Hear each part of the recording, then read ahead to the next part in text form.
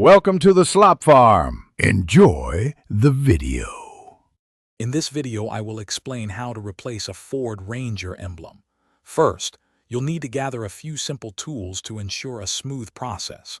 We'll cover how to safely remove the old emblem without damaging your vehicle's paint. Then, we'll prepare the surface for the new emblem, making sure it adheres perfectly. Finally, I'll guide you through installing your new emblem for a fresh look. Let's get started on giving your truck a renewed appearance. Before you begin, gather your tools. A heat gun or even a hairdryer is crucial for softening the old adhesive. You'll also need some strong fishing line or dental floss to carefully cut through the emblem's backing. A plastic trim tool will help you gently pry without scratching your paint. Don't forget automotive adhesive remover and a soft, clean cloth for the next steps. Having everything ready makes the job much easier. Now let's remove the old emblem. Use your heat gun to warm the emblem evenly for about 1 to 2 minutes. This softens the adhesive significantly.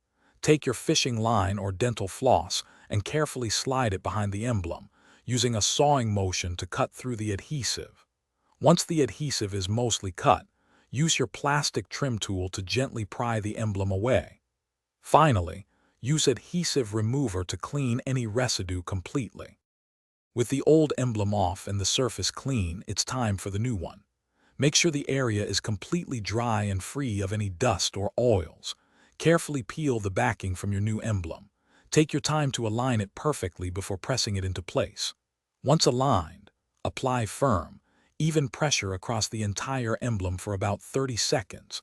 Avoid washing the area for at least 24 hours to allow the adhesive to fully cure. Your Ranger looks great. Thanks for watching. Consider subscribing if we helped you today.